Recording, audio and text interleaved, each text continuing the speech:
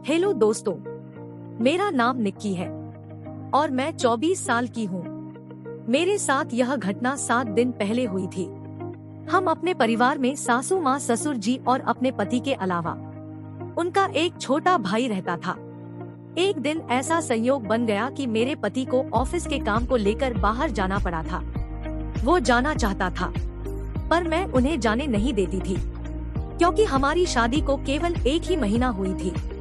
आपको तो पता ही है नई नवेली दुल्हन को क्या चीज की आवश्यकता होती है। क्योंकि मेरे पति एक नंबर का रोमांटिक इंसान था, मुझे भी रोज रोज वो सब करने की आदत लग चुकी थी। इसलिए मैं अपने पति को अपने से दूर जाने से मना कर रही थी। लेकिन उनके बॉस ने यह नहीं मानी और उन्हें ऑफिस के काम को लेकर मुंबई भेज दिए। मुझे अकेले घर में मन नहीं लग रहा था। मुझे अकेलापन महसूस हो रहा था क्योंकि मुझे अपने पति के साथ ज्यादा कंफर्टेबल फील होती थी और मैं उनके साथ अच्छा जीवन व्यतीत करती थी। एक दिन ऐसा हुआ कि मेरी सासू माँ और ससुर जी दोनों सत्संग जाने वाले थे। तभी अचानक पड़ोस वाली आंटी के घर में उनकी बेटी को जोर से तबीयत खराब हो गई, जिन्हें लेकर मेरी सासू माँ और ससुर जी दोनों अस्पताल गए हुए थे। मैं और मेरा देवर दोनों घर में थे। मेरे देवर भी कॉलेज के लिए जाया करता था, लेकिन उस दिन मैंने बोली कि आज तुम्हारे भैया भी घर पर नहीं है और मम्मी पापा भी नहीं है, इसलिए तुम आज कॉलेज जाना बंद कर दो। देवर ने भी मेरी बात मानकर कॉलेज जाने से बंद कर दिया। जब मैं नहाने के लिए बाथरूम गई थी तो मेरे देवर ने चुप चुप कर मुझे निहार रहा था।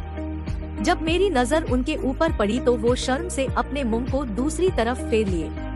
नहाने के बाद जब मैं अपने बेडरूम में आई तो मेरे देवर भी वहीं बैठा हुआ था।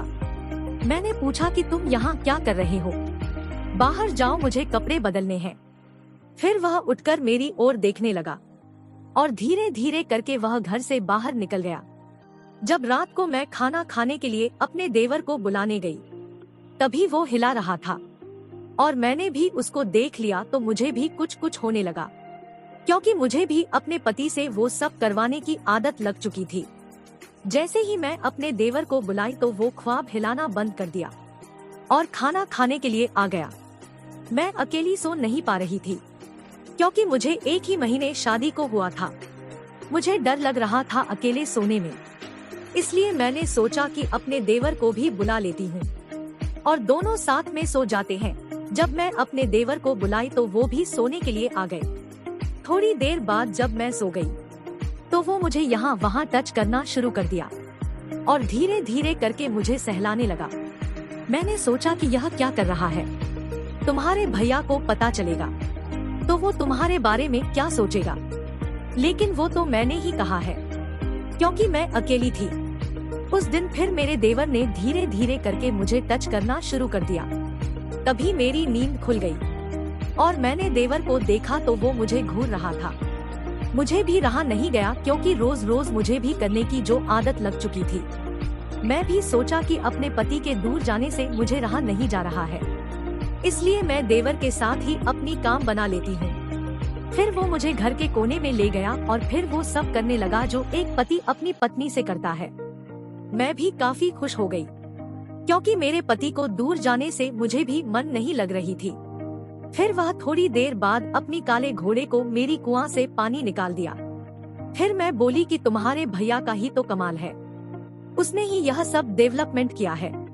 तुम्हारे भैया तो एक नंबर का रोमांटिक इंसान है, वह रोज रोज करने का आदत लगा दिया है। दूसरे दिन जब मैं सासू माँ और ससुर जी को फोन किया तो वह बोले कि 5 दिन के बाद आएंगे। फिर धीरे धीरे करके मेरे देवर मेरी काफी नजदीक आने लगा। एक दिन ऐसा हुआ कि जब मैं नहाने के लिए गई थी तभी मेरा देवर भी पीछे से चला गया और बाथरूम में ही मुझे वो सब करना स्टार्ट कर दिया था। मेरे देवर जी अपने भैया की कमी महसूस होने नहीं दे रहा था क्योंकि वो मुझे बहुत खुश रखता था, क्योंकि जो चीज उनके भैया करते थे वह मेरे देवर ही पूरा कर देते थे। इस प्रकार धीरे धीरे करके हम दोनों के प्यार की बातें आगे बढ़ी और मैं अपने देवर को ही पति मानने लगी क्योंकि वो मेरी सारी जरूरत को पूरा कर दे रहा था। मैं भी सोचा कि मेरे पति भी इतनी दूर चले गए हैं, मुझे अकेले रहा नहीं जाता है। क्योंकि मेरी नई नई शादी हुई थी और एक ही महीने में मेरे पति मुझे छोड़कर चले गए, इसलिए रहा नहीं जा रहा था। तभी मैं अपने देवर को ही पसंद करने लग गई और देवर भी मुझे काफी ज्यादा पसंद करता था। तो दोस्तों, यह थी आज की कहानी। उम्मीद करती हूँ ये कहानी अच्छी लगी होगी। कहानी अच्छी लगी तो वीडियो को लाइक करके चैनल को सब्सक्राइब जरूर करें।